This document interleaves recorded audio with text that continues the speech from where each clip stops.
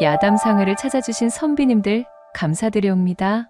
야담상회와 함께 즐거운 시간 보내시길 희망해 봅니다. 첫 번째 이야기 시작합니다. 옛날 옛적 조선의 번잡한 중견의 고을 비막골에서 일어난 이야기입니다. 고을 최고의 권세가 집안인 조대감댁에서는 오늘도 평소와 여지없이 시끌벅적한 소란이 벌어지고 있었습니다. 앳된 아씨의 목소리가 마치 산천을 호령하는 상군의 울음소리 마냥 우렁차게 터져나오고 있었더랬지요. 이 목소리의 주인공은 바로 조대감이 애지중지 키운 무남동녀 성금이었습니다. 본디 성금은 하늘이 내린 재색이라 칭하여도 손색 없을 정도로 그 총명함과 아름다움을 뿜어대는 절세가인이라는 수식이 붙어 지내던 날도 있었으나 성금이 장성한 이후로 그것은 이미 옛말이 된 지 오래였답니다. 지금의 그녀는 바로 천방지축과 왈가닥 이 두 가지 칭호만으로 고을 제의를 달리고 있는 여시개였지요.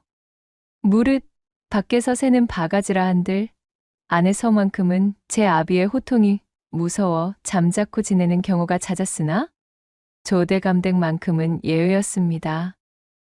성금은 안팎으로 그 규모가 다를 정도로 철철 새는 바가지였기에 특히나 조대감댁에서 종살이를 하고 있는 하인들에게는 실로 공포의 대상 그 자체였습니다. 이날도 때마침 10월이라는 이름의 부엌대기 여종이 아침상을 준비하기 위해 나선 참이었지요. 물을 길러 마당의 우물로 향하는 발걸음이 어쩐지 망설임 가득한 모양새였습니다. 바로 주인 아씨인 성금과 마주치지 않기 위해 동태를 살피고 있던 연휴에서였습니다. 낮밤을 구분 없이 펼쳐지는 성금의 장난이 어찌나 심하던지 성금의 눈에 띄기라도 하면 하루가 여지없이 곤욕으로 시작되기 때문이었지요. 허나하늘도 무심하시지. 꼭두 새벽부터 집안 여기저기를 분주히 들쑤시고 있던 성금에게 그만 딱 걸려버리고 말았습니다. 어머, 얘, 시월아. 너 마침 아주 잘 만났단다. 으악, 아씨.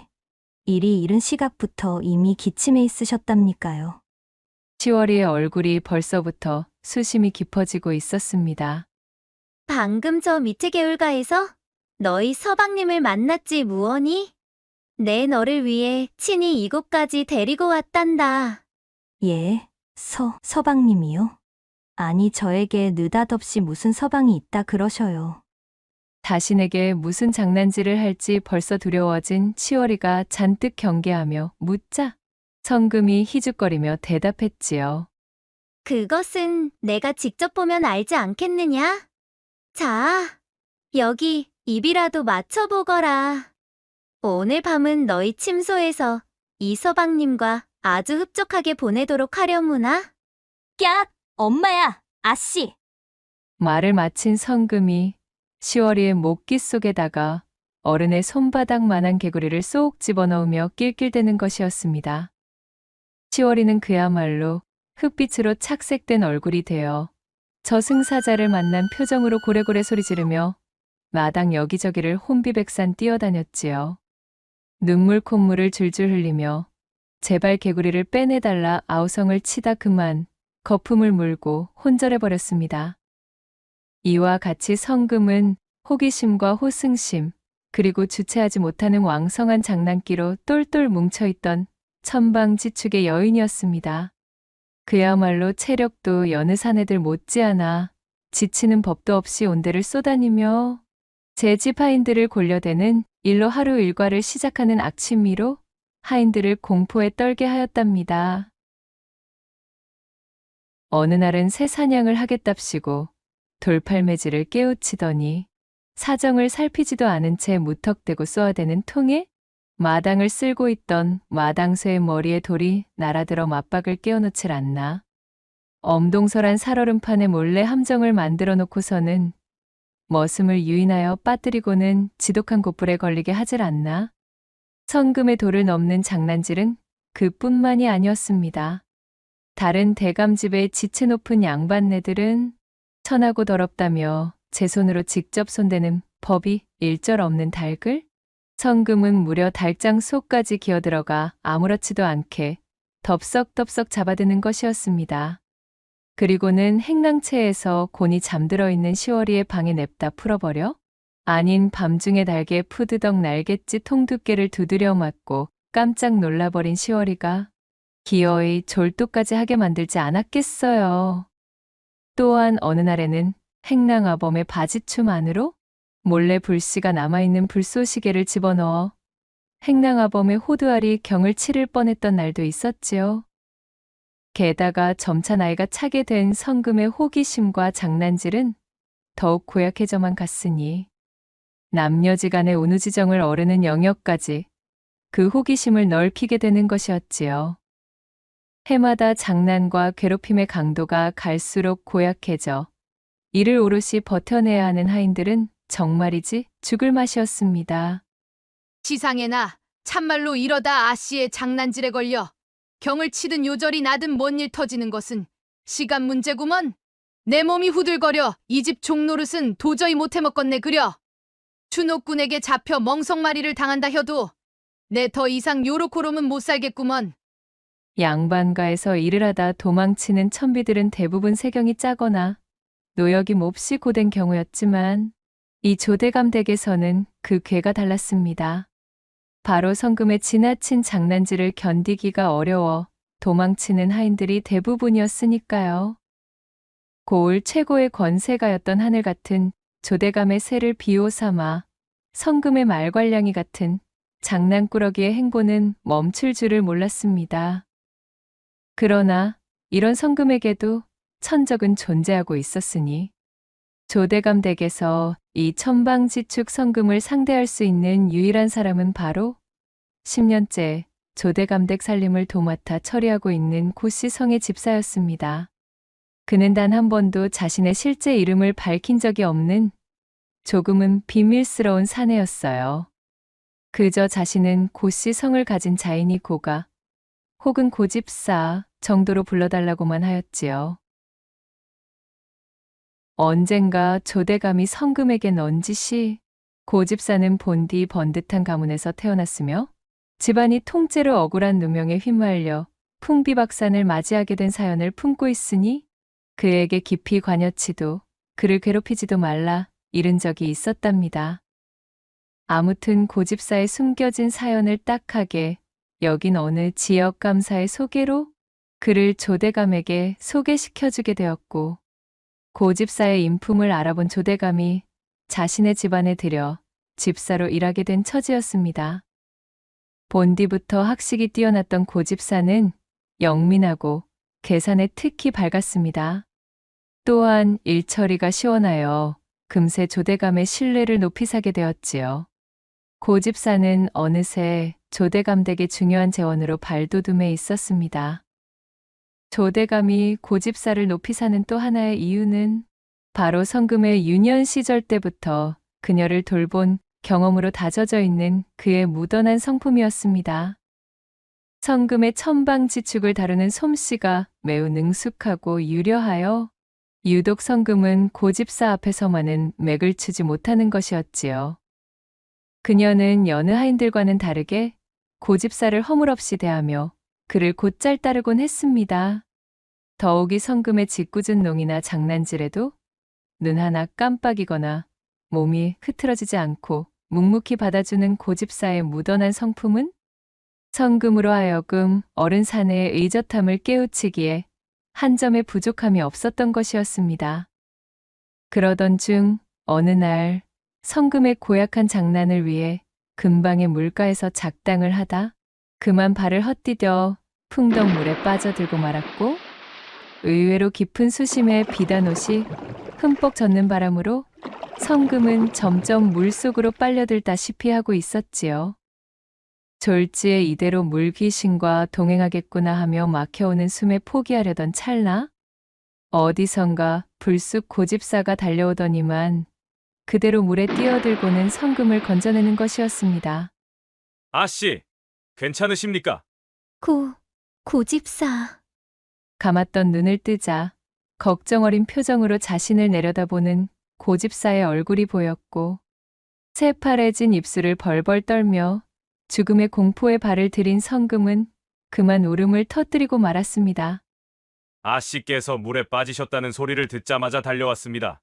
제가 당도할 때까지 버텨주셔서 천만 다행입니다.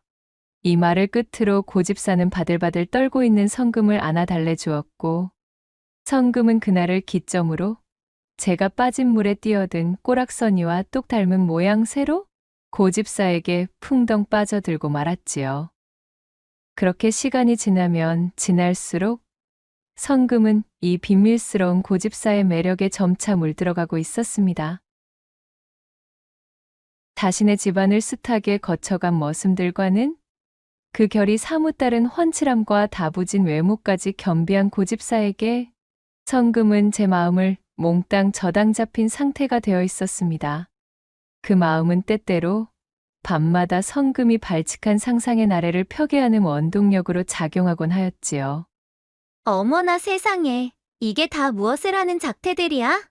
어머어머, 천하에 이렇도록 망측한 모양새를 하고 있다니. 조대감 몰래 숨겨둔 추나집을 꺼내보며 얼굴을 빨갛게 물들인 성금이 홀로 상상의 춘정을 쌓으며 추나집 속의 사내에게 머릿속 고집사의 얼굴을 가져다 붙여놓고는 깜찍하기 그지없는 수준의 손장난을 치고는 하였지요. 그녀는 자신의 감정이 이다지도 요동치는 이유가 정확히 어떤 것인지는 모르는 철부지 교수였지만 그것이 고집사에게 향하는 연심에서 비롯되고 있다는 것만은 확실하게 깨닫고 있는 터였습니다.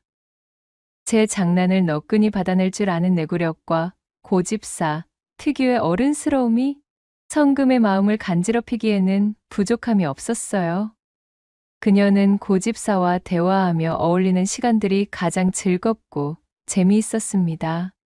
궁금한 것이나 짓궂은 호기심이 어린 것들을 물어보면 고집사는 언제나 턱턱 답을 내주곤 하였으니 이러한 기발한 모습에 성금이 어찌 신이 나지 않을 수가 있었겠어요. 저기 있잖아, 고집사. 나 뭐 물어볼 것이 있어. 네, 아씨. 그것이 무엇이신지요? 일전에 서책을 읽다 보았는데 말이야. 거드몰이라는 말이 대관절 무슨 말이야? 하루가 저물고 있던 어느 저녁날이었습니다. 곳간에 쌓아둔 겨울나기, 곡식들의 재고파악 업무로 한창 분주하던 고집사의 소매춤을 성금이 끌어잡으며 질문하는 것이었습니다. 이런, 아씨, 또 어디서 그런 말을 들으신 geb니까? 그런 말은 아녀자의 품행에 하등 도움되지 않는 말이니 사용치 아니하는 것이 좋으시겠습니다. 고집사의 대답에 성금이 두 눈을 동그랗게 뜨고 반문했지요. 왜? 그게 뭔데 그러는 것이야? 궁금하니 어서 알려줘. 응? 이것 참, 정말이지 아씨는 못 말리겠습니다.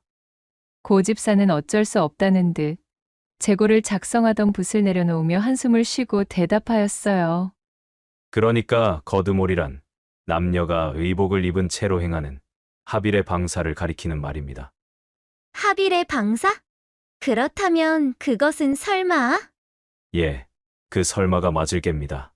아씨. 호, 그래, 그렇단 말이지. 거드몰이라는 것은 그러한 말이었구나.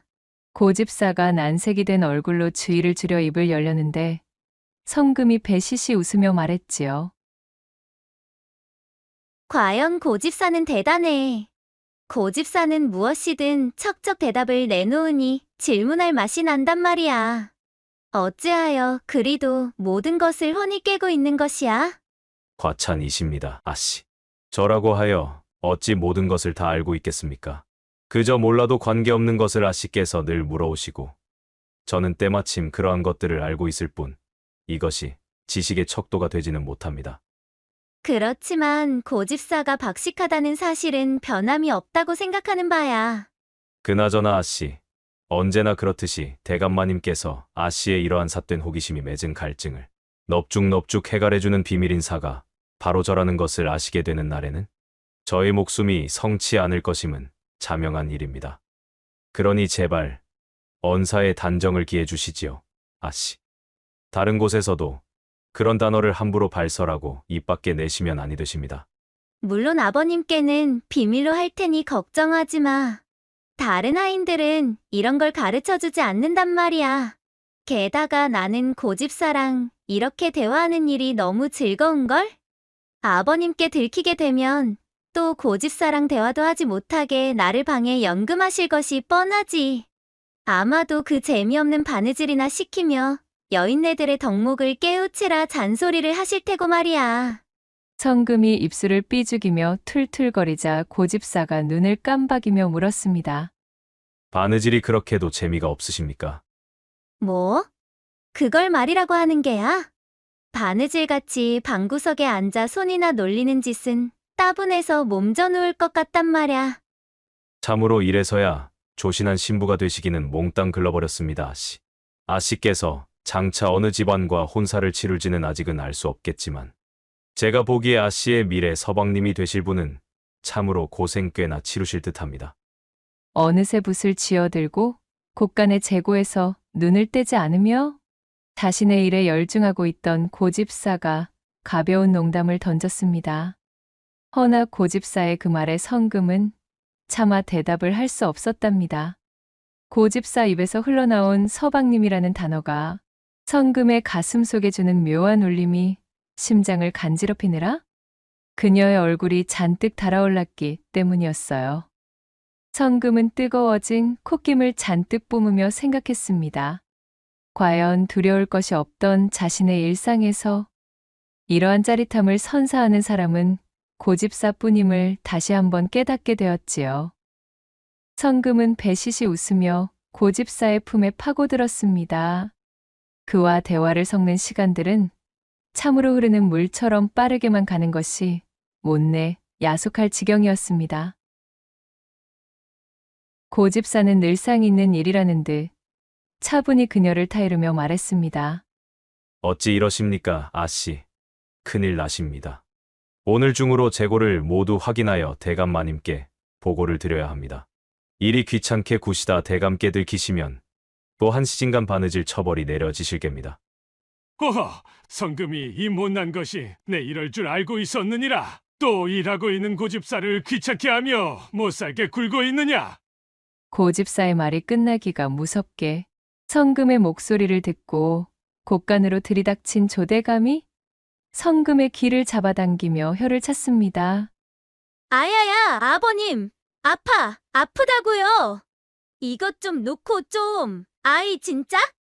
성금은 조대감이 자신의 귀를 잡아당기는 팔을 두 팔로 잡고 버둥거리며 악을 썼지요.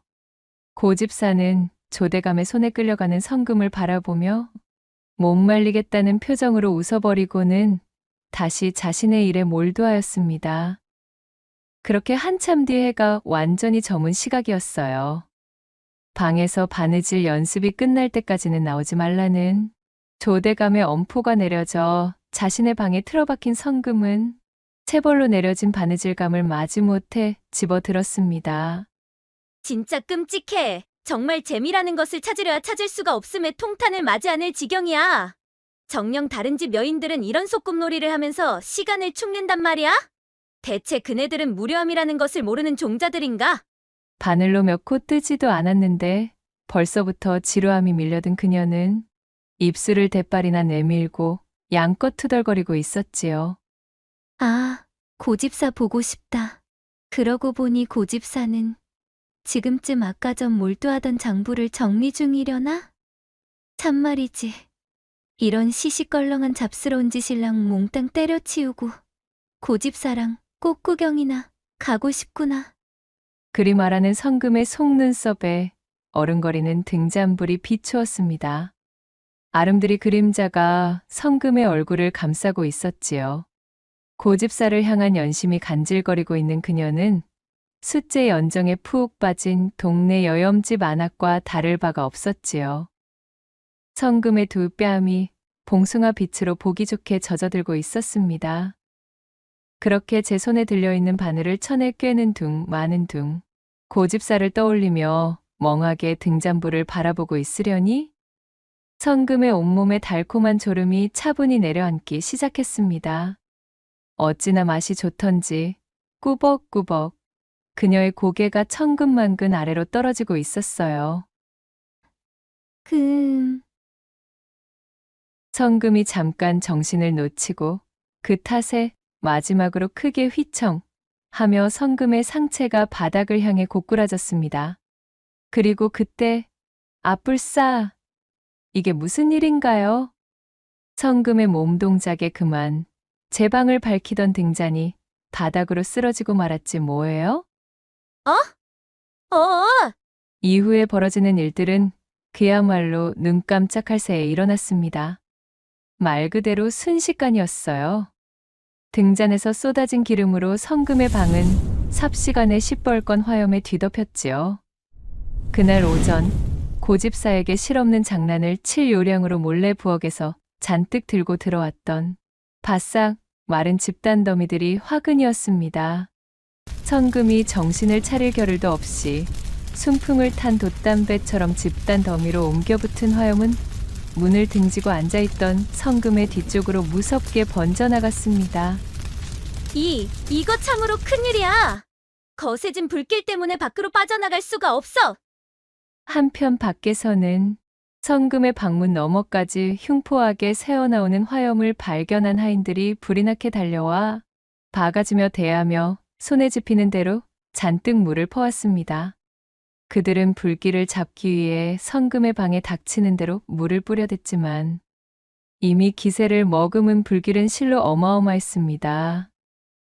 소동을 알아채고 버선발로 뛰쳐나온 조대감이 애타게 자신의 여식 이름을 부르며 방화 작업에 투입된 하인들을 채근하였으나 번진 불의 기세가 워낙에 사나웠던지라 감히 누구도 안으로 들어갈 엄두를 내지 못했습니다. 그리고 바로 그때 장부 정리를 하고 있던 고집사가 또다시 번개처럼 달려왔지요. 그는 고민할 틈도 없이 초로의 하인이 들고 있던 물바가지를 낚아채 자신의 몸에 뒤집어 썼습니다. 그리고는 일말의 망설임도 없이 성금의 방문을 열어젖혔지요. 신선한 산소를 만난 화염과 매캐한 연기가 마치 귀곡성을 내지르듯 거세게 뿜어져 나오자 고집사의 눈썹과 머리카락이 타는 냄새가 코를 찔렀습니다. 화마에 집어삼켜진 방아는 도무지 앞을 분간할 수 없었지만 고집사는 단숨에 불길 속으로 뛰어들었습니다. 간담이 서늘한 그 모습을 지켜보는 모두가 발만 동동 구를 뿐이었답니다. 그렇게 모두의 가슴을 졸이며 연것 같은 시간이 흐르자 새카맣게 그을린 고집사가 혼절한 성금을 들쳐업고 불길 속에서 뛰쳐나오는 것이었지요. 맙소사 성금아, 고집사. 조대감을 위시한 그곳의 모두가 물바가지를 들고 고집사에게 달려들었습니다. 정신을 잃었던 성금이 깨어난 것은 그로부터 사흘 만의 일이었습니다. 유독한 연기를 많이 마시긴 하였으나 손과 발목에 아주 가벼운 화상을 입었을 뿐 천만다행으로 성금의 안위는 멀쩡했지요. 불길에 그을려 곱슬거리는 머리카락 몇 가닥이 아니었다면 불길 속에 휩싸였던 사람이라고는 믿을 수 없을 정도였으니까요. 성금이 눈을 뜨자 조대감은 깨어난 딸을 끌어안고 기쁨의 눈물을 펑펑 쏟았습니다. 성금이 이 녀석아, 눈을 떴구나.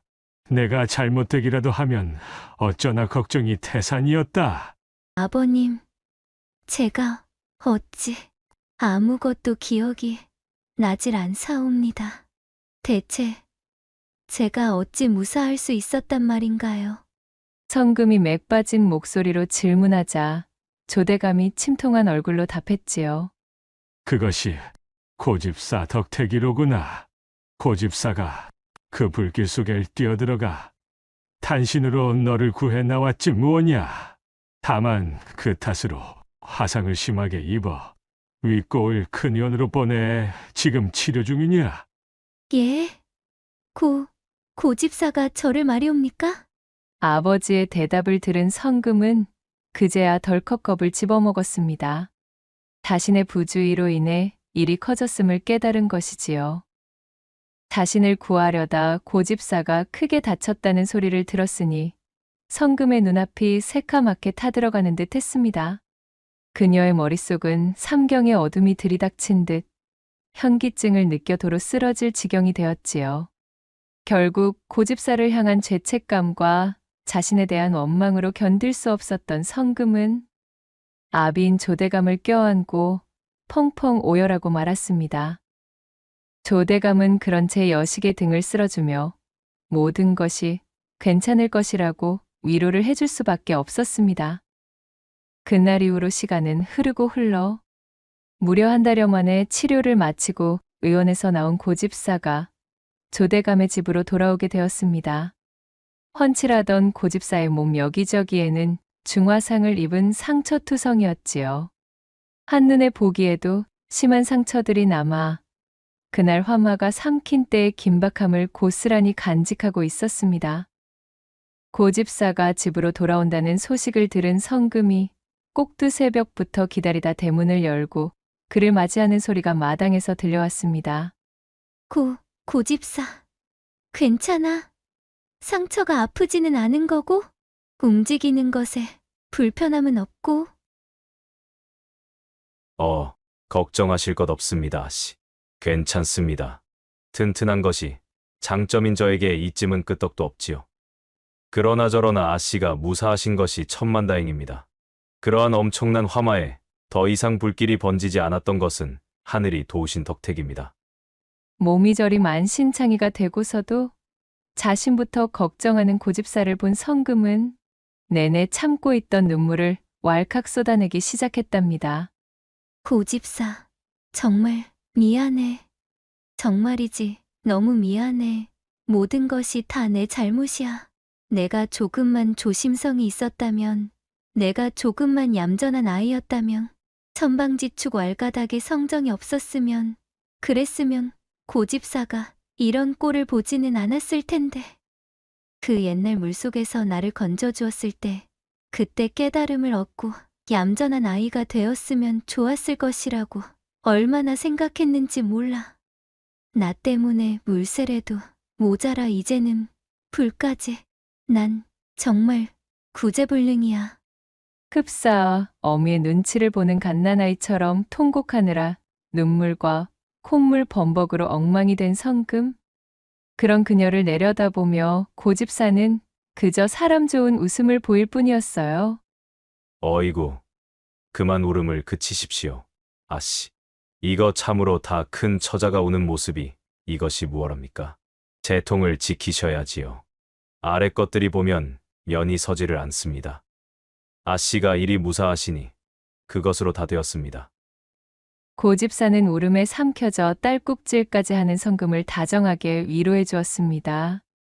그리고 그날 이후로 성금은 제 고약한 심성과 장난기를 거짓말처럼 몽땅 내다버리게 되었지요. 그녀는 마치 해를 갈구하는 해바라기처럼 고집사의 뒤만 쫓아다니기 시작했습니다. 아침부터 하녀를 골탕 먹이기 위해 분주하던 모습도, 머슴들의 지게에 장난을 치려 연장을 뒤적거리는 소리도, 달장 속으로 기어들어가 고약한 꾀를 내려 키득거리는 표정도 거짓말처럼 사라졌답니다. 돌아온 고집사는 묵묵히 기존의 집사 일에 매진하였습니다. 자신이 가진 꼼꼼함과 성실함 그대로 화상을 입기 전과 진배 없이 업무를 처리했지요. 허나 한 가지 문제가 있었다면 그것은 바로 자신을 대하는 태도가 너무도 변해버린 성금이었습니다. 그녀는 지난날의 왈가닥 말괄량이가 아니었습니다. 정신을 차린 성금에게 오니얼 망아지처럼 천방지축이던 모습은 도무지 찾아볼 수가 없었던 것입니다. 마침 일찍 일어나 마당을 거닐며 산책을 하고 있던 성금을 발견한 고집사가 반갑게 인사를 올렸습니다. 아씨, 기침하셨습니까? 오늘은 바깥으로 외출하지 않으십니까? 응? 아니야. 안 나가. 이렇듯 고집사만 보면 소피가 마려운 강아지가 되어 우물쭈물 제 뺨을 물들이며 그 자리에 얼어붙는 것이었지요. 고집사가 무어라 말이라도 건네면 성금은 푸짐하게 익은 홍시가 되어 몸을 베베꼬기 바빴습니다. 그러다 고집사가 집안의 살림을 보러 장터에 가거나 심부름을 위해 어디 나서기라도 하면 어디선가에서 성금이 쏜살같이 튀어나와 그 뒤를 졸졸 쫓아다니는 것이었습니다. 그간 그녀의 고약한 장난질과 윽박에 시달리던 하인들은 완전히 변해버린 아씨의 모습을 보며 아연실색할 수밖에 없었습니다. 그렇게 계절이 지나고 선선해진 어느 가을밤, 늦도록 계속되던 장부 정리를 마친 고집사가 호롱불을 끈 후 고단한 몸으로 자리에 누웠습니다. 그가 막 잠에 빠지려는 찰나 살며시 행랑채의 방문이 열리는 소리가 들렸습니다. 이리 깊은 밤에 자신의 침소에 드나들 사람이 없는 것을 잘 알고 있던 고집사가 수상한 소리를 듣고 벌떡 몸을 일으키며 외쳤어요. 이 밤중에 기별도 없이 누구십니까? 쉬! 조용히. 소란 떨 것 없어, 고집사. 장차 고집사의 정인이 될 사람이 들어왔으니깐 말이야. 나지막이 들려온 목소리의 주인공은 다름 아닌 성금이었습니다. 아니, 아씨. 이 시각에 어쩐 일이? 고집사는 그 뒷말을 채 끝낼 수도 없었습니다. 뒤집어 쓰고 있던 장옷을 벗어던진 성금은 호치마 차림에 너무도 간소하고 민망한 모습이었기 때문이었지요. 아씨, 이것이 대체 무슨 망측한 차림새이옵니까? 정녕 이러시면 아니 되십니다. 그야말로 눈이 튀어나올 만큼 놀란 집사가 황급히 일어서려는데 고집사를 완강히 밀친 성금이 떨리는 목소리로 말했습니다. 나 이제 더 이상 숨길 생각도 참고 지낼 생각도 없어졌어, 고집사. 몇 날 며칠을 장고하여 내린 결정이니 이제는 내가 정한 대로 밀고 나갈 뿐이야. 더 이상 고집사를 향한 죄책감과 나에 대한 자괴감으로 아둔히 지내기엔 총각을 다투는 내 염통 속 불길을 도저히 꺼트릴 재간이 없다는 이야기야. 예컨대 예전에 나에게 가르쳐준 그 거듭몰이를 하고 싶을 정도로 고집사를 향한 내 마음은 한계까지 와버렸다는 말이지. 그날 이후로 정말 내 머릿속은 온통 고집사뿐이야. 대고 자시고는 내가 알아서 할 테니까 고집사는 그냥 잠자코 있도록 해. 의기양양하게 외치며 제 마음을 고백한 성금은 해벌쭉 웃는 얼굴로 마치 돌격하는 장수처럼 말릴 새도 없이 그대로 고집사와 감투거리 꽃갈춤을 시작했습니다. 그것은 그야말로 밤마다 성금이 조대감 몰래 들춰보던 추나 속의 거듭몰이 장면과 똑 닮아 성금이 지난날 수도 없이 그것을 탐구하며 연습해보았다 추론할 수 있을 정도로 깊이와 조예가 대단한 움직임이었지요. 그렇게 비와 구름이 요동치던 밤이 끝나 이튿날이 밝아왔지요. 얼굴 피부가 한껏 매끈해진 성금이 어디서 구했는지 큼지막한 비녀를 손에 쥐고 마당으로 나왔습니다. 그녀는 아침부터 기세등등 발소리를 내며 사랑방으로 달려가고 있었어요. 그리고는 벌컥 사랑방의 문을 열어젖힌 채 막 세안을 끝낸 조대감 앞에 털썩 앉은 성금은 혼이 난 여인들이 폐용하는 비녀를 자랑스레 앞으로 내밀며 말했습니다. 아버님, 저는 이제 댕기를 그만두고 머리를 올려 비녀를 폐용해야 하겠습니다. 뭐라? 느닷없이 그것이 무슨 말이더냐? 그것은 즉, 제가 이제 지아비를 섬겨야 될 몸이 되었다는 뜻이지요. 그리고 성금은 살폼 미소를 지은 채로 간밤에 대단했던 거사를 조대감 앞에 낱낱이 실토했습니다. 아침부터 마음의 준비도 없이 갑작스레 펼쳐진 외동딸의 천인공노할 자백에 조대감의 낯빛이 새파랗게 질려버렸지요.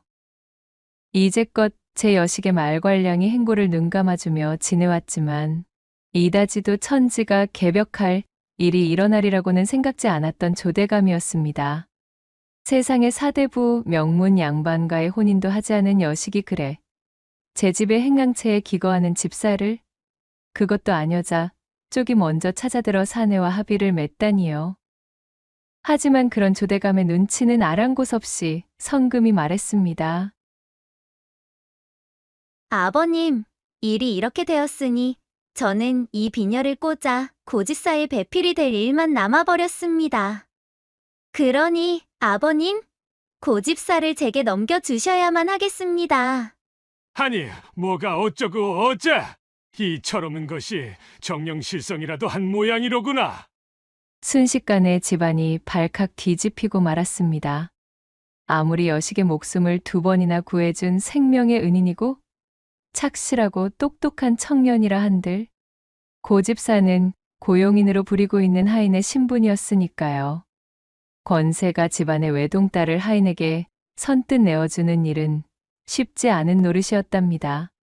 게다가 그 외동딸이 무려 집사를 먼저 유혹하여 야음을 틈타 감탕질까지 서슴지 않았다고 제 입으로 자백까지 하였으니 머리끝까지 화가 뻗친 조대감이 소리쳤습니다. 이 아비의 눈에 흙이 들어가기 전에는 결단코 그러한 일이 용서되지 않을 것임을 알 거라. 하나밖에 없는 여식이 우리 가문의 망신을 자처할 셈이냐? 이런, 아버님, 말씀은 바로 하셔야지요. 가문의 위상이라 한다면 이미 천방지축으로 지내던 지난날에 제가 부지런히 먹칠을 해두지 않았겠습니까? 그러니 다행스럽게도 더 이상 지킬 위상도 남아있지 않사옵니다. 새하얀 종이 위에 시커먼 먹을 먹이면 그것은 티가 나는 법이나 이미 까맣게 먹이 든 종이 위에 먹을 더 뿌린다 해도 티가 나질 않으니 이것이야말로 안심 아니겠사옵니까? 되지도 않는 궤변을 능글맞게 대답하는 딸의 뻔뻔함에 조대감은 어안이 벙벙했습니다. 정신을 가다듬은 조대감이 녹이 서린 눈으로 말했습니다. 지금 너의 그 마음이 그 기백이 정령 철없는 순간에 지나가는 감정이 아님을 자신할 수가 있겠느냐?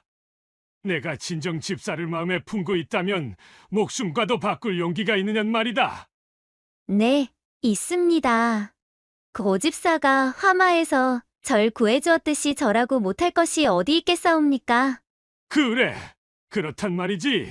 그러하다면 좋다. 여봐라, 고집사를 불러오거라. 대감의 불호령이 떨어지길 잠시 후 호출을 받은 고집사가 사랑방에 들었지요. 금방이라도 불을 뿜을 듯이 노한 조대감과 그 앞에 앉아 자신을 올려다보며 마치 천생연분인 제 낭군을 만난 새색시처럼 천진난만하게 웃고 있는 성금을 번갈아 본 고집사는 한눈에 분위기를 읽을 수가 있었습니다. 아씨의 모양을 살펴보자니 벌써 모든 것을 실토하신 모양이로군요. 대감마님, 참으로 죄송합니다. 기침을 하신 이후 제가 먼저 고할 작정이었으나 한 발 늦고 말았습니다. 죽을 죄를 지었습니다. 소인이 그만 불찰하여 이러한 일이 벌어졌습니다. 그만! 거기까지만 하게나! 자네는 잠자코 거기 앉아있게. 내 딸이 지금 자네를 위해 목숨을 담보로 이 아비의 시험을 치를 것이니 말이야. 고집사를 착석시킨 조대감은 붓과 종이를 집어들어 종이 위로 몇 획의 글자들을 적고는 그것을 접어 한 손에 하나씩 쥐어 보였습니다. 자, 여기 2장에 접힌 종이가 있다. 한 손에는 혼인을 뜻하는 혼자가 적혀 있고 다른 한 손에는 그 반대인 죽음을 뜻하는 사자가 적혀 있지. 목숨을 걸고 하나를 고르거라. 성금이 네가 나의 딸이라 하여 여지껏처럼 어영부영 넘어갈 것이란 생각은 썩 떨쳐두는 것이 좋느니라. 만약 내가 내 손에 쥐인 2가지의 패 중 사자를 뽑는다면 너와 고집사의 목숨은 사대부 명문가의 위신을 걸고 이 아비의 손으로 직접 거두도록 할 것이니 말이야. 조대감이 녹이 서린 눈을 빛내며 딸의 얼굴 앞에 자신의 양손을 내보였습니다. 쩌렁쩌렁 울리는 조대감의 말에는 감히 거짓이라고는 찾아볼 수 없는 박력이 느껴졌지요.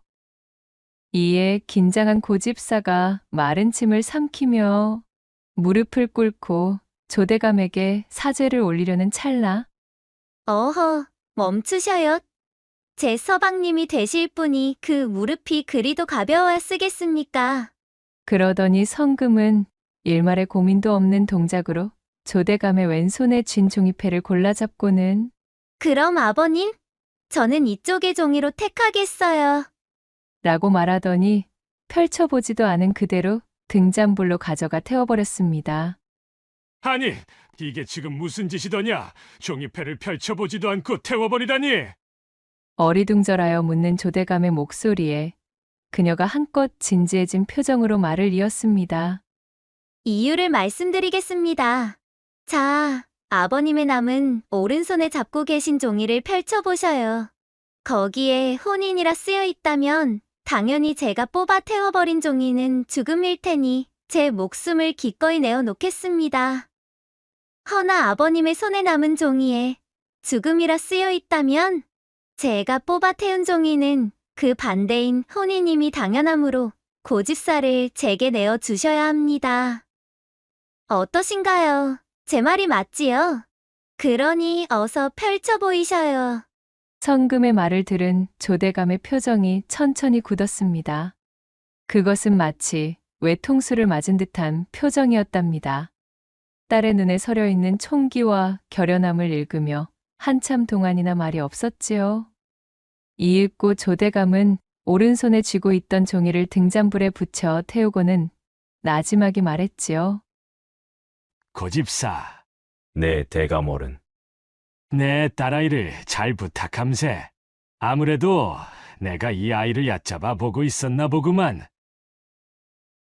사실 내 양손에는 모두 죽음이 적힌 종이가 쥐어져 있었다네. 어느 손에 들어있던 종이패를 뽑든 자네와의 혼인만은 반대할 목적으로 말일세. 한데 이 아이가 못난 이 아비의 술책을 그 짧은 틈에 파악하고는 자신이 뽑은 종이를 보이지 않고 바로 태운 것이라네. 내 양손에 쥐고 있던 패가 모두 죽음이었으니 당연히 태우고 남은 내 손에 쥐어진 패도 죽음이 쓰여 있음을 알고 말이야. 그렇다면 자신이 뽑은 패는 죽음의 반대인 혼인이 적혀 있었다는 것으로 우기면 되는 일이니 말일세. 그것을 인정치 아니하면 내 스스로 거짓된 패를 넣었음을 실토하는 꼴이니 그 역시 외통수고 말이야. 딸 자식을 생각한다는 미명 나래버린 일이니 너무 노여워는 말게나. 조대감은 자신의 앞에서 생글생글 웃으며 이야기를 듣고 있던 성금을 바라보았습니다. 대감의 눈에는 기특함 그리고 고집사를 향한 미안함이 공존하고 있었지요. 허나 저 아이의 영특함과 자네를 진정으로 생각하는 마음이 내 생각 이상으로 자라있어 아비로는 고집을 꺾을 수 없으니 자네가 곁에서 잘 돌봐주게나. 자네처럼 내 딸아이도 자신의 목숨을 걸고 자네를 선택하였으니 말일세. 조대감은 고집사의 손을 잡아주었고 그제서야 잔뜩 긴장하고 있던 마음을 한시름 놓은 고집사는 겸연쩍은 듯 천천히 고개를 끄덕여 보였습니다. 서방님, 성금은 폴짝 자리에서 뛰어올라 고집사를 와락 껴안으며 세상에서 가장 행복한 웃음을 지었답니다. 그리하여 현명하게 사랑을 쟁취해낸 성금의 웃음소리가 가득한 조대감네 사랑채 너머로는 근사한 가을이 아름답게 무르익고 있었다는 후문이 옵니다. 두 번째 이야기 시작합니다. 옛날 옛적 조선시대의 한 작은 산촌 마을이었던 병리골에서 길을 지나가고 있는 웬 선비 하나를 두고 고을 생원 2명이 신바람 나게 수군거리고 있었습니다. 어이구, 저것이 누구신가? 우리 마을에서 가장 유명한 총각 백면 선생께서 이리도 오래간만에 행차를 하셨구만 그래. 오라! 저치가 바로 그 유명한 백면서생 협택이로구만. 기생 오라비가 따로 없을 정도로 허여멀건하니 거참으로 곱구만 고아. 저리도 고아 마음에 차는 여자가 없으니 아직도 총각인가? 그들의 목소리에는 누가 봐도 아기가 가득한 조롱이 숨어 있었지요. 주거니 받거니 흥이 오른 그들의 대화는 점점 그 정도가 심해지고 있었습니다. 이끼, 이 사람 건웅이 지나치지 않은가? 하지만 말이야, 바른 말이지. 사실은 나도 궁금하기는 하다네. 사지가 멀쩡한 사내가 그래 저 나이를 먹도록 아직도 총각이라니 말이야. 우리가 모르는 어디 한 군데가 고장나 있는 게 아닌가 하는 의심이 든단 말일세. 이런 싱거운 사람을 보게나 허나 말이 나왔으니 말인데 어디 그뿐이겠는가? 벌써 6번째인가 7번째인가? 과거에 연달아 낙방하고 있다지 아마? 허참 글쎄, 그렇다는구먼. 사시사철 손에 책만 붙들고 놓지를 않는다는데, 허이거야 원. 참으로 희한하기가 그지없는 일일세, 그려. 으아하, 어허, 이 사람, 거 지나가는 백면서생이 듣겠네, 그려. 그런데 따지고 보면 사실 저 정도라 한다 하면 허심탄회하게 말해서 벼슬길엔 영 재능이 없는 것이 아니던가? 하늘조차도 저자의 벼슬을 원치 않는다고 보는 것이 타당하겠지. 이렇듯 두 사람이 배를 잡고 깔깔거리며 놀리는 상대는 다름 아닌 바로 이 병리골에서 두 가지로 유명세를 가진 선비 협택을 향한 험담이었지요. 우선 첫 번째로 협택은 백면서생으로 유명하였는데, 백면서생이란 얼굴이 하얀 서생이라는 뜻으로서 바깥 활동을 일절하지 않고 오로지 집에 틀어박혀 글만 읽으며 세상의 일에 경험이 부족한 일을 뜻하는 말이었습니다. 협택은 이 백면서생이라는 말이 이토록 잘 어울리는 인물이 또 있을까 싶을 정도로 찰떡인 사람이었답니다. 그리고 나머지 두 번째로 이 협택은 곱상하고 허여멀건 외모와는 다르게 찰대로 찬홍기를 넘어 무르익어가고 있던 노총각이었습니다.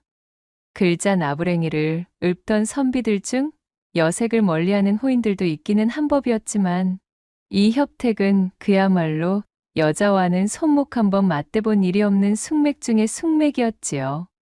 여자의 앞에만 서면 식은땀이 온몸을 지배하고 숨이 가빠와 호흡이 불안정해졌으며 동공은 지진이라도 난 듯 들곳을 잃어 파르르 떨리기까지 하였으니 이 모습을 알고 있던 고을의 선비들이 협택을 사내 망신은 혼자서 다 시키는 반푼이로 여기는 것도 무리가 아니었습니다. 게다가 그런 이력들과 함께 번번이 낙방하는 과거 시험의 이력까지 가지고 있었으니 아주 놀리기 손쉬운 먹잇감이 되어 있었던 것이었지요. 지금이라도 늦지 않게 서둘러 밭 갈고 땅 고르는 농사 기술이라도 좀 배우셔야 되는 거 아니려나 모르겠네, 그려. 으아하, 내 말이 바로 그 말 아니던가? 말이 선비지 저러다 입에 풀칠도 못하고 나자빠지기 딱 좋지 무엇인가? 그 공부만 붙잡고 있는다 하여 어찌 쌀이 나오겠는가? 떡이 나오겠는가? 아니라면 차만 여인네라도 나오겠는가? 와!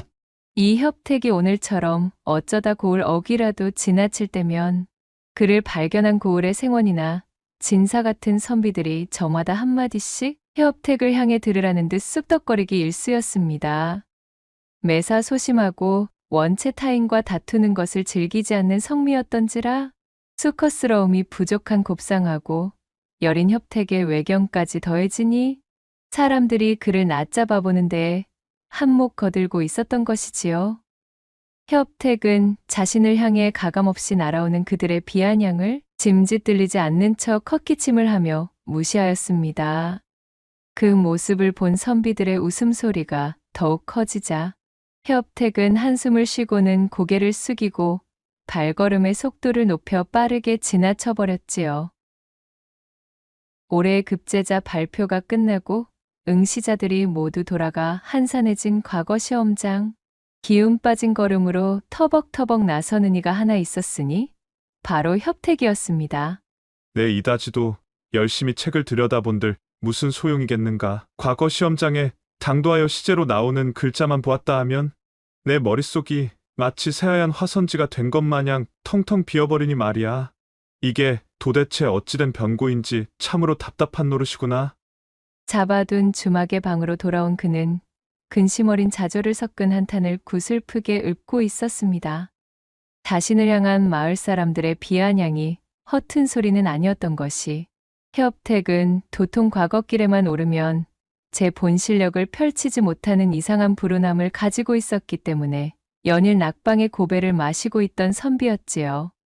수많은 밤을 새며 무수히 많은 나날 동안 그렇게 열심히 공부하였으나 곳간에 쌀 가마를 재듯 머릿속에 쌓아놓았던 그 많은 시제와 답안들은 과거 시험 당일 꼭 중요한 그 순간 써내려가야 될 때가 되면 새하얀 백지가 되어 날아가 버리고 말았습니다. 7.8기의 자세를 종용하던 이들도 이러한 낙방의 맛을 겪어온 것이었을까요? 그리하여 그런 멋은 있어 보이나 쓸모는 없는 말을 만들어낸 것이었을까요? 이번이 정말로 마지막 기회라고 생각했던 7번째 과거에 또 낙방을 하고만 협택의 실망감은 말로 다 할 수 없는 지경이었습니다. 그리하여 큰 한숨으로 방을 채우고는 이 지긋지긋한 공부를 때려치우기로 마음을 먹었습니다. 고향으로 돌아가면 자신의 책들을 모두 아궁이에 던져 넣고 불쏘시개로 만들어 불태워버릴 작정이었지요. 고을 사람들의 말이 하나 틀린 것이 없도다.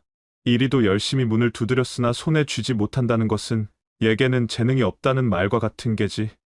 협택은 답답한 마음에 밖으로 나와 한양의 한허름한 주막에서 쓰디쓴 고배의 잔을 마셨습니다. 그는 무겁게 마음을 짓누르던 과거 시험의 악몽을 떨치려 평소 입에도 대지 않던 탁배기를 연거푸 들이키고 있었지요. 이제 모든 걸 포기하고 낙향하면 내 언제 다시 이 한양에 발을 들여보겠는가. 내일부터는 그저 마음의 짐을 내려놓고 노자가 떨어질 때까지 여기저기 구경이나 다녀보아야 하겠구나. 이제 과거 시험도 포기한 마당에 이 드넓고 국적이는 한양 땅을 언제 또 밟아보랴 싶어진 협택은 날이 밝자마자 짐을 꾸려 나들이 길에 나섰습니다. 자신을 과거 시험에 낙방시킨 한양 바닥이 웬수같이 느낄 법도 하련만 이곳저곳 풍물 가게들을 둘러보다 보니 협택은 배알도 없이 눈에 쌓이는 즐거움에 그만 자신도 모르게 신바람이 들었습니다. 그렇게 한참을 한양의 저작거리를 헤매며 나들이 삼매경에 빠져있던 중 행락객들이 빠져나간 으슥한 골목에서 차림새가 허름한 초로의 노선비 한 명이 쓰러져 있는 것을 발견하였지요. 아니, 이보시오! 거기 괜찮으십니까? 정신 좀 차리십시오! 놀란 협택이 불이 나게 달려가 노선비를 일으켜 세우자 그가 기운이 쏙 빠진 목소리로 중얼거렸습니다. 먹거리가 있으면 조금만 부탁하오. 며칠을 굶었는지 기억조차 나지 않는구려. 아, 알겠소이다. 여기서 잠시만 기다려보시오. 그 말을 들은 협택은 품 안에서 노자로 삼으려 했던 엽전 몇 입을 꺼내들어 근처의 객잔으로 들어갔습니다. 그리고는 기력을 회복할 만한 먹거리와 탁배기를 사들고 다시 노선비에게 돌아왔지요. 자, 여기 많이 있으니 천천히 들어보시오. 굶주린 지가 오래일 때 갑작스럽게 음식을 탐하면 크게 경을 칠 수가 있으니 부디 차근차근 씹어 넘기도록 하십시다. 자, 참으로 고맙소이다. 노선비는 길 한 구석에 자리를 잡고 앉아서는 협택이 내민 먹거리 보따리에서 쑥개떡을 한 점 집어들었습니다. 그것을 입에 넣고는 탁배기 호리병을 들이켜며 부지런히 배를 채우기 시작했지요. 그 모습을 보던 협택도 때마침 시장하던 참이었던지라 노선비의 먹부림을 보고는 뱃속에서 꼬르륵 우는 소리가 들려왔지요. 우렁찬 꼬르륵 소리를 들은 노선비가 고개를 들고 협택을 위아래로 훑어본 다음 말했습니다. 한양 바닥에서 저 같은 행색이 초라한 늙은이 나부레에게 이리적선을 다 아시는 것을 보니 필시 한양 출신이 아닌 모양입니다. 그려. 어디 보자. 아, 과거 시험 때문에 한양에 당도하신 시골 선비님이시로구만. 거참으로 신통하게도 딱 맞추셨군요. 맞습니다. 본디 뜻을 펼치려 열심히 한양의 문을 두드렸으나 애석하게도 그것이 마음처럼 쉽지 않아 발길을 돌리던 참이었지요. 부산스럽게 음식을 씹어 삼키며 협택의 말을 듣고 있던 노선비가 어느새 돌아온 혈색으로 번들거리는 얼굴을 한번 쓱 훔쳤습니다. 이윽고 좀 전에 피골이 상접하던 노선비와는 달라진 눈빛으로 약간은 기이한 느낌마저 들 정도로 키득거리며 입을 열었어요. 진수가 하여멀거너니 나쁘지는 않으나 타고난 이 기질이 담대하지 못하니 이거야 원 참. 아마도 선비님께서는 운때의 혈이 제때 뚫리지 아니하여 지금까지 재미를 보지 못하신 듯합니다요. 모르긴 몰라도 선비님은 지금 여인의 품이라고는 겪어본 적 없는 노총각 일개로구먼요. 맞습니까? 느닷없는 노선비의 말에 협택의 백면서생 얼굴이 더욱 하얗게 질려버렸습니다. 아니, 그것을 어찌 아셨습니까? 제 이마에 그런 것이 써있기라도 하답니까? 참으로 놀랄 노자로군요. 하하, 이 늙은이가 꼴의 관상을 보는 재주가 좀 있어나서 오지랖이 깊었습니다. 허나 선비님, 내 말을 명심하시면 매번 낙방하는 과거 시험의 불운을 꺾을 묘수와 여인의 품을 동시에 얻어낼 팔자도 희미하게나마 보이긴 합니다마는 노선비는 말끝을 흐리며 눈을 가늘게 떴고 그의 신통한 관상의 동력에 크게 관심이 동한 협택은 그의 팔을 붙잡고서는 간곡히 읍소했습니다. 선비님, 어르신, 제발 가르쳐 주십시오. 저는 지금 제 여정을 끝내고 고향으로 돌아가면 제가 가진 서책들을 모두 불태우고 글 공부를 버릴 작정까지 한 사내입니다. 제게 드리운 어두운 운명을 고칠 수 있는 방도가 있다 하면 부디 말씀해 주십시오. 에헴, 허나 이것이 뭐랄까. 천기를 어기는 행동과도 같아 이 무엇이랄까. 물론 너무 감사한 일이긴 하지만 지금까지 선비님한테 얻어먹은 음식으로는 조금 부족한 감이 없지 않아 있다는 그러한 이야기를 꺼내야 한다거나 할까. 노선비가 능글맞은 웃음을 지으며 눈을 흘겼고 그의 속내를 알아차린 협택은 당장 일어나 그를 객잔에 데려갔습니다. 그리고는 가지고 있던 노자를 탈탈 털어 객잔에서 파는 진미들을 대접하였지요. 노선비는 눈을 빛내며 걸신이 들린 아기처럼 제 앞에 음식을 개눈 감추듯 비워냈습니다. 협택은 개성바닥에 들러 각종 구경을 하고 재물포까지 당도하여 곳곳을 관광하려 빼둔 노자를 몽땅 이 노선비의 음식값으로 탕진하였답니다. 그만큼 협택은 절박했습니다. 입 밖에 낸 적 없는 사실들을 줄줄 읊는 이 노선비와의 우연한 인연이 협택을 살려줄 동아줄이 될 수도 있다는 생각에 그는 앞뒤 잴 겨를이 없었습니다. 그러나 기세 좋게 객잔에서 나온 음식들을 모두 비워낸 노선비는 한 상 잘 얻어먹었다는 듯 제 배를 퉁퉁 두드리며 거만하게 좌탁에 기대서는 협택을 향해 말하는 것이었습니다. 선비님의 본성 그대로, 지금까지 살던 그대로, 늘상 해오던 그대로 그렇게 사시면 되시겠다, 이 말씀이지요. 그리하면 얼어붙어 있으나 온몸이 달아오른 처자와 좋은 일이 있겠소이다 그려. 노선비가 들려줄 천기누 설급의 이야기에 잔뜩 기대를 하고 있던 협택은 그의 뜬구름 잡는 실망스러운 이야기에 어리둥절하여 물었습니다. 아니, 어르신, 지금까지 살아온 대로 지내라니 그것이 정령 천기를 어길 정도의 숨겨진 비법이랍니까? 요 모양 요 꼴로 지내온 인생을 좀 바로잡고자 여쭌 것인데 하던 대로 하라는 것이 대체 무슨 말씀이십니까? 게다가 얼어붙은 어쩌고에 달아오른 어쩌고는 또 뭐랍니까? 좀 더 자세한 설명과 확실한 해결책을 원했던 협택이 고개를 들어 노선비에게 따지려 들었으나 맞은편에 앉아 있어야 할 노선비는 거짓말처럼 자취를 감춘 뒤였습니다. 객잔 어디를 둘러봐도 노선비의 모습은 보이질 않았어요. 협택은 제가 가진 노자를 모두 털어 노선비에게 값비싼 먹거리들을 접대하였음에도 손에 쥔 결과 없이 그저 한양서 눈뜨고 코를 베었다는 생각에 허탈하여 쓴웃음을 터뜨리고 말았지요. 나원 이거야. 신통한 관상쟁이인 줄 알았더니 시골 선비 뒤통수를 후려먹는 무전취식 사기꾼이었단 말이던가. 하다하다 이제는 허름한 노선비조차도 나의 이타심과 착한 심성을 이용해 먹는구나. 아니지. 요즘 같은 세상에 남을 위해 어질게 굴고 있는 나 자신이 오히려 바보 같은 사람일지도 모르겠군.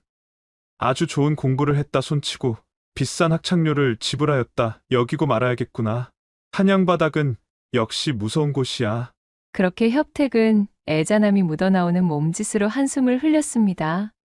이윽고 객잔에서 몸을 일으켜 굶주린 배를 움켜쥔 협택이 노신사가 남긴 탁배기가 든 호리병을 챙겨 들고 천천히 객잔에서 걸어 나오자 날씨는 어느새 가벼운 눈발이 날리고 있었습니다.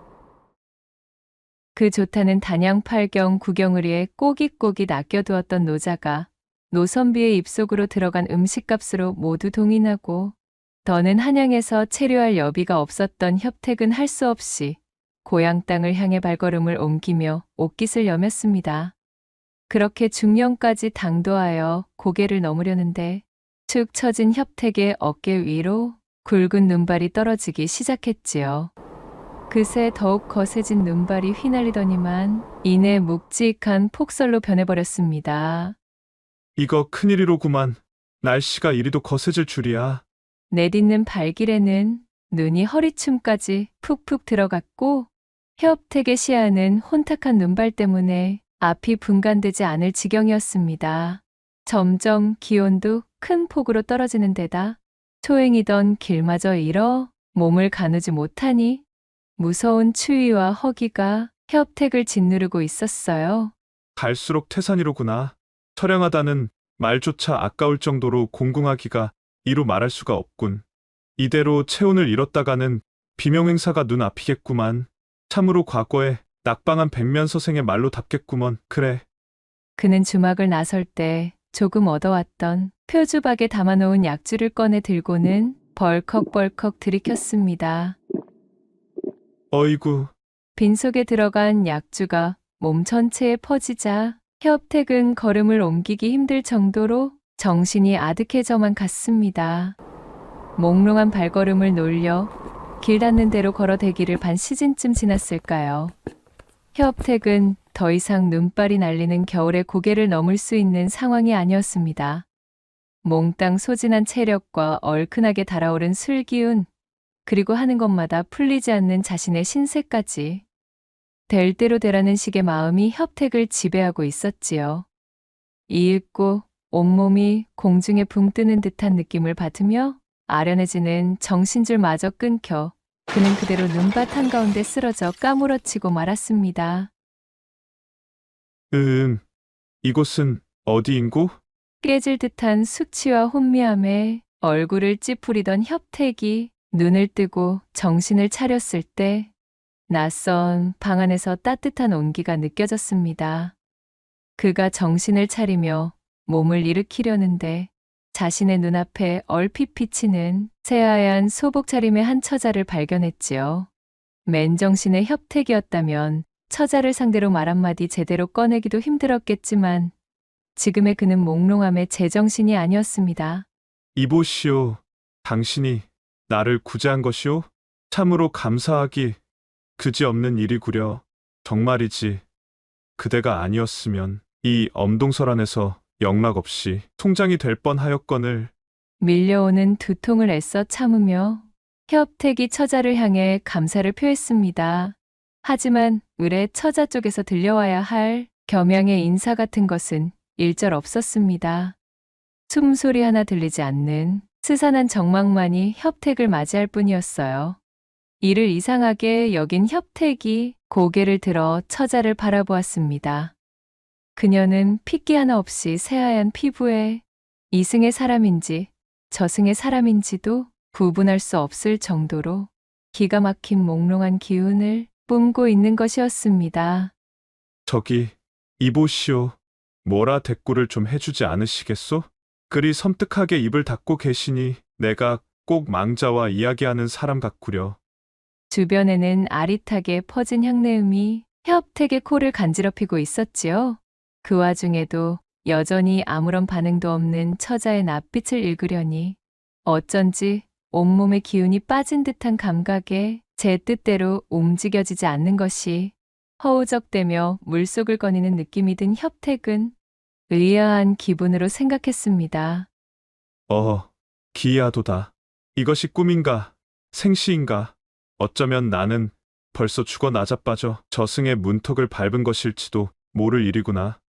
뭐가 뭔지 알 수 없는 몽롱함에 취해 불현듯 자신의 신세가 비참해진 협택은 피식 웃으며 이 종잡을 수 없는 어지러운 상황을 그저 받아들이기로 마음먹었습니다. 바로 그때였어요. 줄곧 아무런 말도 없던 처자가 협택의 곁으로 다가오며 그의 가슴팍에 자신의 손을 척 얹는 것이 아니겠어요. 그리고는 어루만지듯이 손을 움직여 협택의 몸을 훑어나가는 것이었습니다. 처자의 손길을 받아내던 협택은 고개를 끄덕이며 생각했습니다. 자신 같은 비루한 숙맥의 백면서생에게 이리도 저돌적인 행동을 취할 처자가 있을 리 없고, 그리하여 이것은 한바탕 기이한 꿈속의 일부일 것이라고 말이지요. 이보시오, 처자. 나는 이제 모르겠소이다. 이것이 꿈이든 생시이든 이승이든 저승이든 고배만 마셔온 내 인생이 그저 우습기에 한 번쯤은 내 마음대로 해볼 작정이오. 내 목숨을 구해주셨으니 기왕 구해주신 김에 조금만 더 적선하는 셈 치시고 이 못난 놈의 이판사판을 받아주시구려. 그렇게 현실이 아니라는 확신의 용기를 잔뜩 얻은 협택은 방 안 가득 깔려있는 진한 향내음을 크게 한번 들이켰습니다.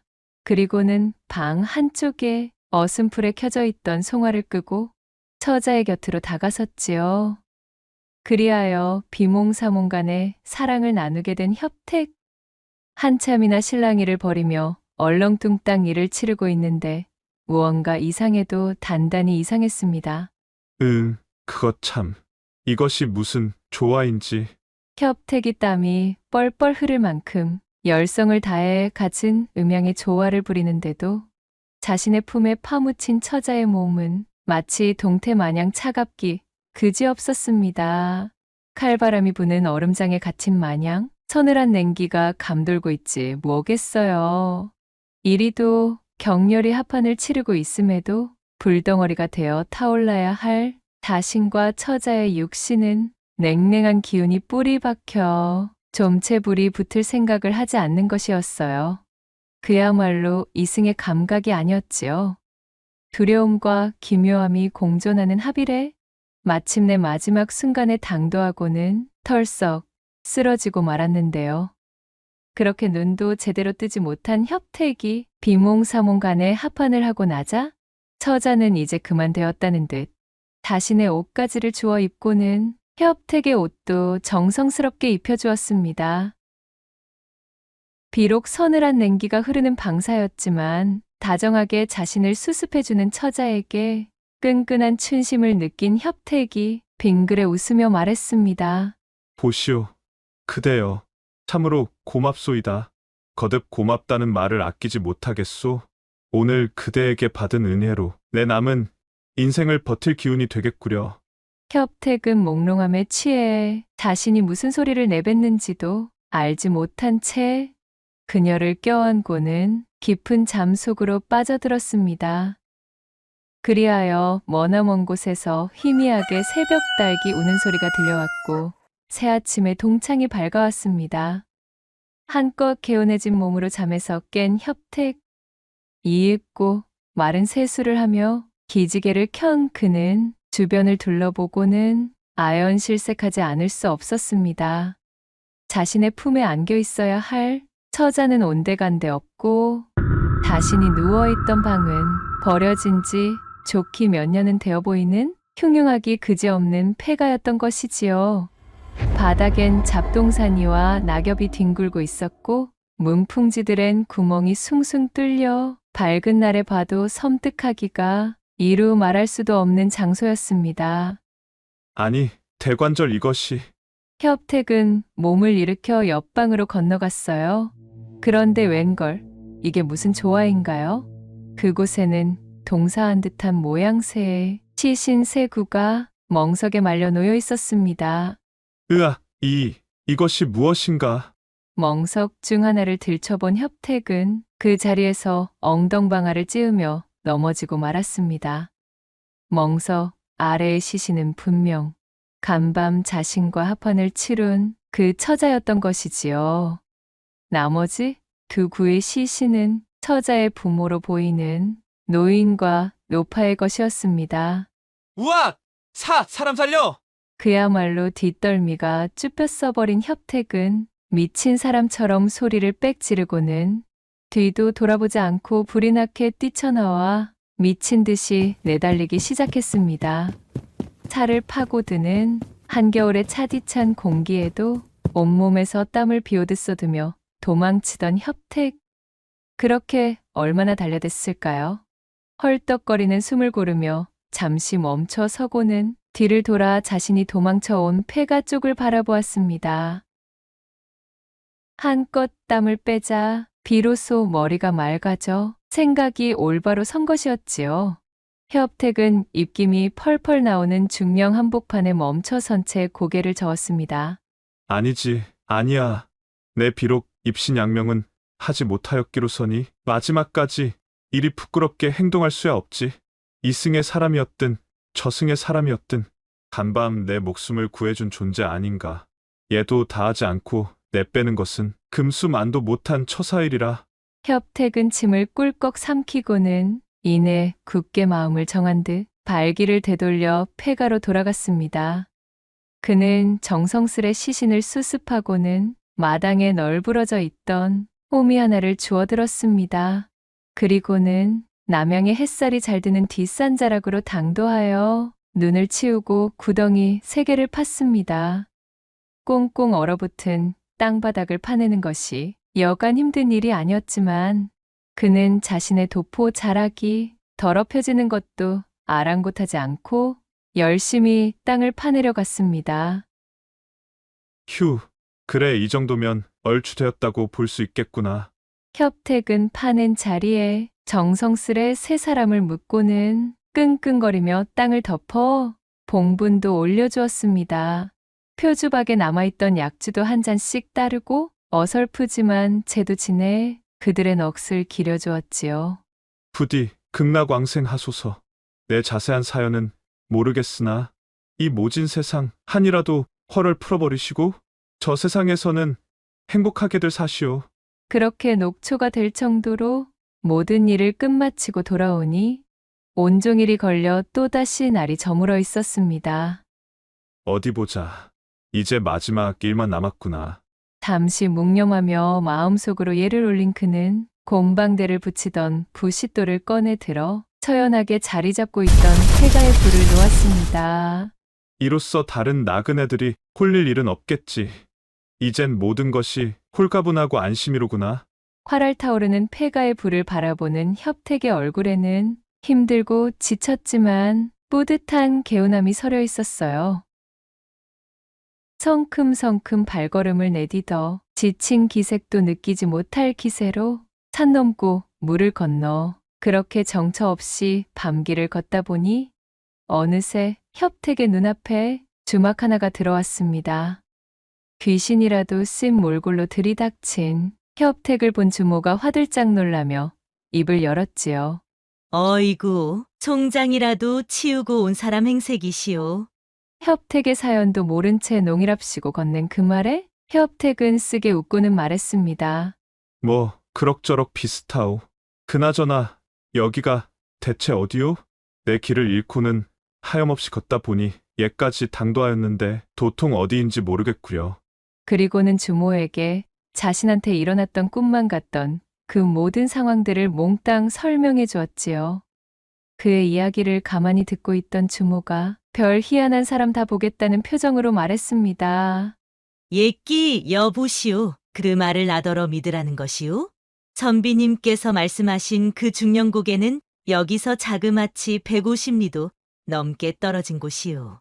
눈이 잔뜩 쌓인 그 험하디 험한 산길을 하룻밤 사이에 이리 당도할 수 있는 거리가 아니라 이 말이오.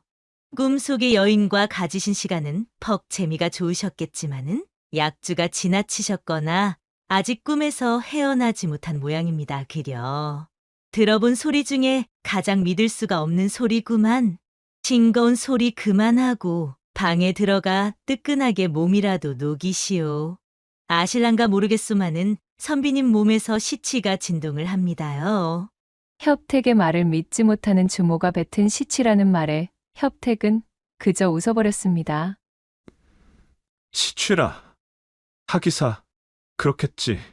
나조차도 내게 일어난 일들을 믿을 수 없으니 말이오. 그는 쓰게 웃어 보이고는 주모가 안내한 방으로 들어갔습니다. 그리고는 쓰러져 눕자마자 밀려오는 엄청난 피로감에 협택은 까무러치듯 잠에 빠져들고 말았어요. 선비님, 일이 꿈에 찾아온 것을 용서해 주셔요. 어렴풋이 들려오는 여인의 목소리. 협택은 겨우 실눈을 뜨고 귀를 열어 여인의 음성이 나오는 곳을 바라봤습니다. 지난 밤 자신이 품었던 새하얀 소복의 그 처자였지요. 그녀는 다소곳이 정돈된 모습으로 협택을 내려다보고 있었습니다. 이윽고 그녀가 협택에게 큰 절을 올리고는 눈물을 쏟아내며 나긋나긋 이야기를 시작했어요. 작년 가을 마을에 역병이 돌아 마을 전체가 졸지에 병사하여 풍비박산이 나고 말았습니다. 저와 저희 부모님 역시도 그때 화를 입어 누구 하나 수습해 줄 사람이 없어 그렇게 비참하게 죽고 한만 가득 쌓인 터였지요. 이승과 저승의 경계에 발이 묶여 저승으로 승천하지도 못하고 있었습니다. 관연한 처지에 혼인도 하지 못한 채 그리 비명행사하고 말았으니 제 부모님의 시름 또한 말도 할 수 없었습니다. 그러나 간밤 선비님께서 저를 품어주신 덕분으로 소녀와 부모님은 드디어 발을 뻗고 한을 풀어 승천할 수 있게 되었답니다. 이제 이승을 떠나 원 없이 저승으로 가려 하니 가기 전 이 은혜 두고두고 잊지 않겠다는 말을 전하려 이렇듯 찾아뵈었습니다. 협택은 참으로 안타까운 그녀의 사연을 침통한 표정으로 통감해 주었습니다. 어허, 이리도 딱할 수가. 내 그리 큰일을 한 것도 아니고 여인 덕에 내 목숨도 부지할 수 있었던 바. 마음 쓰지 마시고 부디 극락왕생하시기를 바라겠소. 협택이 진심 어린 염려를 건네며 고개를 끄덕이자 처자는 밝게 웃어 보이고는 연신절을 하며 답례를 했습니다. 그리고는 입을 열었지요. 소녀가 마지막으로 한 가지 더 드릴 말씀이 있사옵니다. 부디 한 번만 더 과거를 보십시오. 글 공부를 그만두시고 책을 불태워 버리실 심산이셨겠지만 마지막으로 한 번만 더 과거에 정진해 주셔요. 소녀가 드리는 보은이자 간청이 오니 부디 제 청을 물리치지 마시고 한 번만 더 과거를 준비하시어 주셔요. 참으로 감사했습니다, 선비님. 그 말을 끝으로 여인의 형체는 깨끗하게 사라져버렸고 협택은 잠에서 깨어났습니다. 실로 기묘한 일의 연속을 경험한 그는 천장을 올려다보며 깊은 숨을 들이켰어요. 그리고는 이내 얼마 전 객잔에서 자신의 노자를 바쳐 음식을 대접했던 관상쟁이 노선비가 했던 말이 떠올랐습니다. 그리하면 얼어붙어 있으나 온몸이 달아오른 처자와 좋은 일이 있겠소이다 그려. 참으로 기이한 일의 연속이로구나.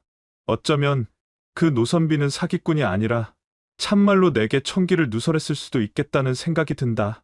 이 역시 하늘과 닿아 있는 뜻이 있겠지. 내 고향으로 돌아가면 마지막으로 한 번 더 힘을 내보리라. 다음 날 원동이 트기도 전에 주막에서 나와 고향을 향한 협택은 각오를 다져 전력을 다해 글 공부에 임했고 다음 해 봄이 되던 때에 마치 거짓말처럼 과거에 급제하여 어사화를 쓰게 되었습니다.